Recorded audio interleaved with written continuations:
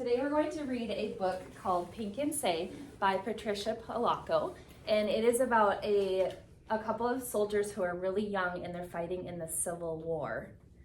Does anybody know what the Civil War is? Raise your hand. Henry, what's the Civil War?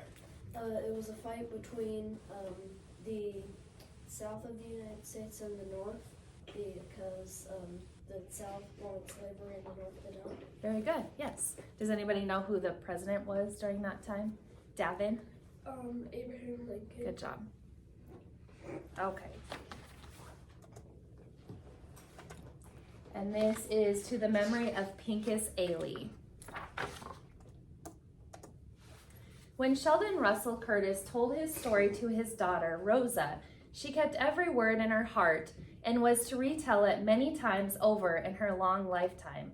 Sheldon had been injured in a fierce battle and was left for dead in a muddy, blood-soaked pasture somewhere in Georgia. He was a mere lad of 15.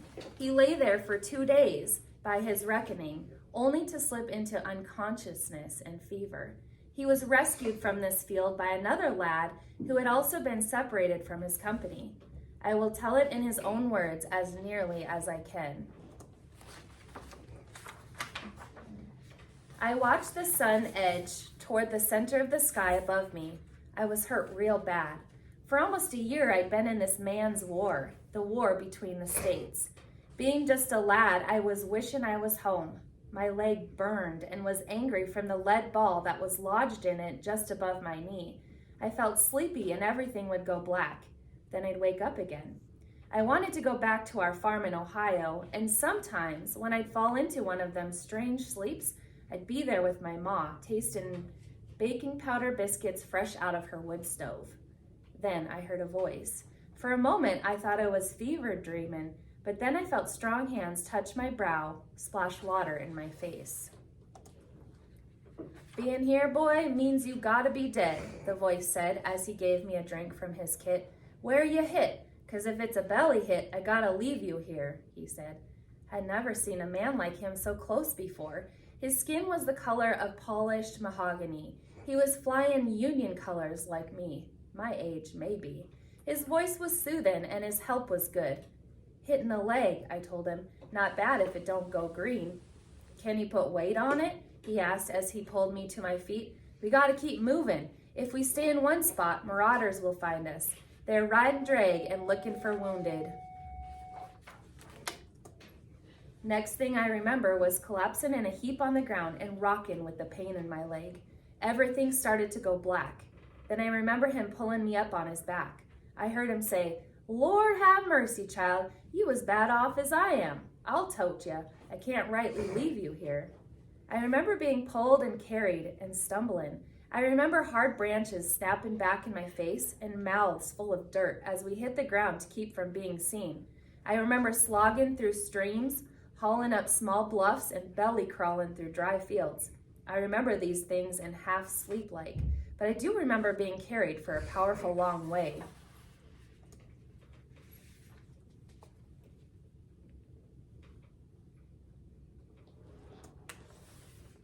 Then fever must have took me good, because I could feel a cool, sweet-smelling quilt next to my face. Soft, gentle, warm hands were stroking my head with a cool, wet rag cloth. Look at that morning that's coming, a woman's voice said as she spooned oat porridge into me. Do your mama know what a beautiful baby boy she has? Where am I? Is this heaven? I asked. She tossed her head and laughed. No, child. Pincus brung you home to me, don't you remember? The mahogany child, I thought. Both you children been on the run for days, and a miracle of God Almighty brung you both here. Yes, indeed, child, a miracle. I remember thinking, could this war have been so close to this lad's home? I couldn't imagine having a war right in his backyard. I looked over and saw him looking out the window light. Guess you don't remember much, he said. I'm Pincus Ailey, fought with the 48th Colored. Found you after I got lost from my company. My name is Sheldon Curtis, I said weakly. This is my mother, sweet Momo Bay, he said as she smiled at me. Lord, Lord, I never thought I'd see my dear boy again, she said as she hugged him. I've been getting along though, Pincus. Warm things got left in the big house when the family left. Dry goods too. The rest I've been getting from the woods. They's a freshwater spring. Still have some chickens. Even got an old cow out back that still gives." "Then you've been here all alone here?" Pincus asked his mother. "Where is everybody?" "Your daddy runned off to fight a month ago.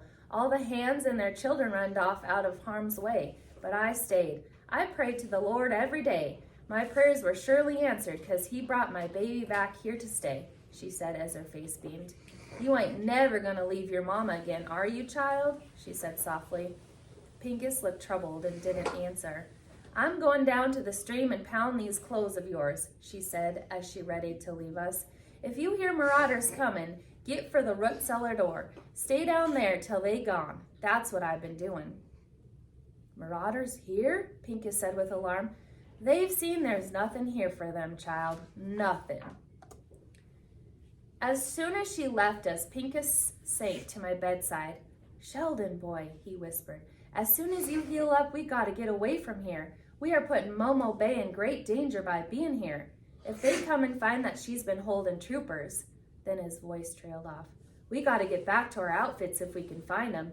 "You mean back to the war?" I asked. I must have gone pale as he went on to say, "It's the only way, ain't it?" Then he looked at me. "Sheldon, you all right? You look bothered," he said as he eased me back. "You can call me Say," I said. "Everybody in my family calls me Say, not Sheldon. I 'spect you're my family now." "Near enough, Say, near enough," he said as he chucked the blanket under my feet. "You can call me Pink," he said softly as he smiled. For the next week, Momo Bay fed us both up good. Raw milk and cornbread never tasted so good in all my born days. It were the first time in months my victuals didn't have any mealy worms in it. She saw to it that I tried to walk a little every day. "So's that mean-looking leg don't go stiff on you and cripple up," she'd say. This place wasn't that much different from our farmhouse in Ohio. More poor, maybe, but it smelled the same. Like pine boards and good cooking. A mess of beans with salt pork, cornbread, greens, and onions. When we slept, she sat near us, stoked the fire, and watched over us. Never thought I'd feel safe enough to sleep deep again. "My mother and Kalo, my father, jumped the broom on this very spot," Pink said as he walked me on my first day outdoors, "and that there was the master's house. Master Ailey," Pink spoke quietly as he helped me along. "How come you have his last name?" I asked. "Boy, when you owned, you ain't got no name of your own. Even Kalo had to take that name." As we rested under the willow tree, Pink asked me about my family back home. "I got one brother still at home to help run the place for Pa," I answered. "What was your outfit again?" Pink asked. He'd asked me before. "Ohio 24th. I carried the staff. Wasn't supposed to carry a gun, but then so many died. Even us boys had to carry after so many were slaughtered like hogs." "Least you got to carry. In the 48th, we couldn't have guns at first. We fought with sticks and hammers and sledges. Can you imagine not trusting us with our own fight?" I couldn't imagine such a thing. Then, when they did finally give us muskets, they were from the Mexican-American War. Those muskets jammed and misfired. "Then how, in God's name, can you want to go back?" I asked. "'Cause it's my fight, Say. Ain't it yours, too? If we don't fight, then who will?" I had no answer for him, but God forgive me, I didn't want to ever go back to it. After a few more days, I could walk a little steadier, but still needed help. Pink took me out by the big house and walked me through it. Weren't much left of it, really. It was mostly burned out. "Master Ailey had a library full of books right here," he said. "He taught me to read, even though it was against the law." "He must have been a good man," I said. "More bad than good, Say. Sometimes I think he just liked being read to. There was this book of poetry, Say, that was this thick. Every night I'd read out loud to him from that book. I blessed this house because of all those beautiful books, but I cursed it too for what it stood for." We walked a bit further. "To be born a slave is a heap of trouble, Say, but after Ailey taught me to read, even though he owned my person, I knew that nobody ever could really own me." "You feel hot, Pink," I said. "Lord, I think you are as sick as me. Let me fetch you back to the house." I'll be fine, boy. Just a little tired, that's all. I'll be ready to fight, though. I'll be ready to fight. That night after we ate, Momo Bay came back to the table with a worn old Bible. She was so happy. My heart ached at the thought of telling her we'd be leaving soon. Master Ailey showed him how paper talks. Show him, Pink, she said. He took out a pair of spectacles from his pocket and opened the Bible to the Psalms of David and started to read. His voice was steady and had such wonder. Just hearing them words made pictures come into my head. I surely do wish I could read, I announced to them without thinking. When Pink saw I was ashamed, he took my hand. I'll teach you, Say. Some one day, I'll teach you. I could feel my face flushing up. Then I spoke up. I did something important, I announced. Of course you have, child. Of course you have, his mother said. I touched Mr. Lincoln's hand. It were near Washington. We were quartered there just before Bull Run. The president himself were shaking everybody's hands, and I just put my hand right out. And he took it? Pink asked. Yep, he took it, I answered. Now there's a sign, ain't it? He said, smiling broadly. Touch my hand, Pink. Now you can say you touched the hand that shook the hand of Abraham Lincoln. Next best thing to touching him, Momo Bay said in wonder. Most of the next day, Pink was studying an old map. Marauders don't fan out further than 30 miles or so from their camps. They come here, then their units must be close. We gotta get south of the river. See here, Say? That's where my troops were headed. We can meet up with them about here, I figure.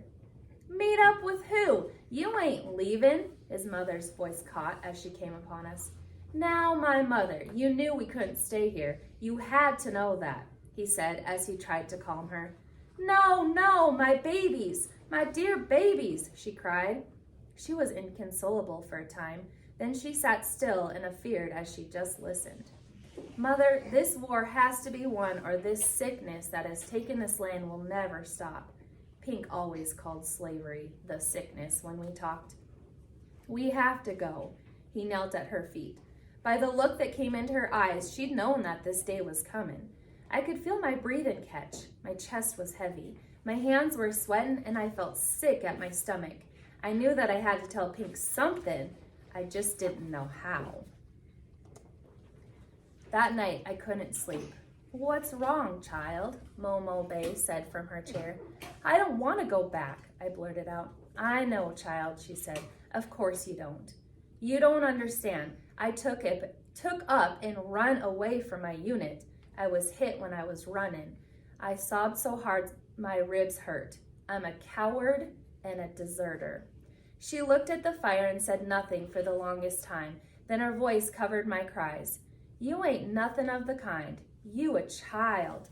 A child! Of course you scared. Ain't nobody that ain't. I'm not brave like Pink. I'm not brave. Child, being brave don't mean you ain't afeared. Don't you know that? I don't want to die. They's things worse than death, child, but you got nothing to fear. You are here now, and I'm hugging you up. You going to be an old man someday. When it's your time, the sweet Lord'll send a hummingbird to fly your soul to heaven. Now you ain't afeared of hummingbirds, are you? Her words brought me sweet sleep. That night, I dreamt of hummingbirds and green pastures full of sunlight and wildflowers. The next morning, we mustered to leave. We packed cornbread, salt pork, and dried beans. I would have done just about anything to stay, but my place was to go with Pink. I owed him that. Just as we were making the last sweep of the place, making sure that there were no signs of us ever being there, we heard wild screams and shrieks coming from the woods. Marauders, Pink said as he grabbed a piece of wood for a club. Momo Bay took it from him. Get to the root cellar. They ain't got no truck with an old dark woman. You get to that cellar, you hear? We didn't like it, but then she pushed us. Hurry, afore they're here. She lifted the root cellar door and shoved us in. Don't come out till I tell you. We heard the porch steps creak as she ran from the cabin. She's drawing them off, Pink whispered. When the marauders came in, my heart was pounding so hard, I was sure they could hear it up there above us. There was a terrible commotion as they ransacked, looking for food. Then there was silence. A single shot echoed through the trees outside. They let out a war whoop as they thundered off. We waited for a sign for Momo Bay, but it didn't come. Finally, we climbed out and ran outside, only to see Momo Bay lying just beyond the porch. "We put you in their way by staying here," Pink cried as he rocked her in his arms. Her eyes were looking in a faraway place as he closed them. "Your son loves you, Momo Bay. Your son loves you," he sobbed as he kissed her. We both held her hand until there was no more warmth in it. After we buried her under the willow tree, we set out. Pink figured we were a 3 days walk from Union troops. He watched the movement of the sun. Her words still rang in my heart. Her words about being brave. My steps were as sure now as they had ever been since the war started. We walked in the open, as clear as a country stroll, until the morning of the second day. Then we knew we were being followed. "Take these," Pink said as he took his spectacles from his pocket. "If they catch me with them, there'll be trouble for sure." When they caught up to us, one yelled at me, "Where are you going with that darky, boy?" I was afraid to answer because of my northern accent. It would, dead sure, give us away. "Boy, what outfit you part of?" their leader barked. I couldn't answer. "You Union boy?" one jeered as he pulled my uniform from my knapsack. "No, I ain't no Yankee. I got that from a dead one," I sputtered, trying to convince them. That was when we were grabbed. My words had given us away. We were prisoners of the Confederate Army. We were held up in a barn that night. Pink shivered with fever. I held him as he had done for me. The next morning, we were thrown into a boxcar. We rode for what seemed 2 days, stopping many times. When the door slid open, the daylight was blinding. We were loaded into a buckboard and taken through town. The townsfolk looked hard at us. All they had left for us was mean looks and a heap of hate. We jarred to a stop in front of gates that marked the entrance to a stockade. "It says Andersonville," Pink whispered. My heart stopped. I had heard of this place. It was one of the worst of the Confederate camps. When we were pulled from the buckboard, we fell hard to the ground. "No, no," I begged as they pulled us both along. Because of his fever, Pink stumbled and fell. They dragged him along with such meanness. He did not protest until they forced us in different directions. Then he reached for me and said, "Let me touch the hand that touched Mr. Lincoln, say, just one last time." I watched tears fill his eyes and cleaved my hand to his until they wrenched us apart. They smote him and dragged him away from me. He looked back at me and tried to say something more, but they crossed his back with knotted hemp and pushed him along. Sheldon Russell Curtis was released from Andersonville prison some months later, weighing no more than 78 pounds. Andersonville was built to hold only 10,000 prisoners, but by the end of the war, it held 33,000 soldiers. There was no fresh water, no shelter, and no food. 13,000 men and boys died of starvation and dysentery. Sheldon Curtis returned to his home and recovered. He settled in Berlin Township in Saranac, Michigan. He married Abigail N. Barnard and fathered 7 children. He became a grandfather and a great-grandfather during his long lifetime. He died a very old man in 1924. Pincus Ailey never returned home. For him, there was to be no wife, no children nor grandchildren to remember him. It was told that he was hanged within hours after it was taken into Andersonville. His body was thrown into a lime pit. I know this story to be true because Sheldon Russell Curtis told his daughter, Rosa. Rosa Curtis Stowell told it to her daughter, Estella. Estella Stowell Barber, in turn, told it to her son, William. He then told me, his daughter, Patricia. When my father finished this story, he put out his hand and said, "This is the hand that has touched the hand that has touched the hand that shook the hand of Abraham Lincoln." This book serves as a written memory of Pincus Ailey, since there are no living descendants to do this for him. When you read this, before you put this book down, Say his name out loud and vow to remember him always.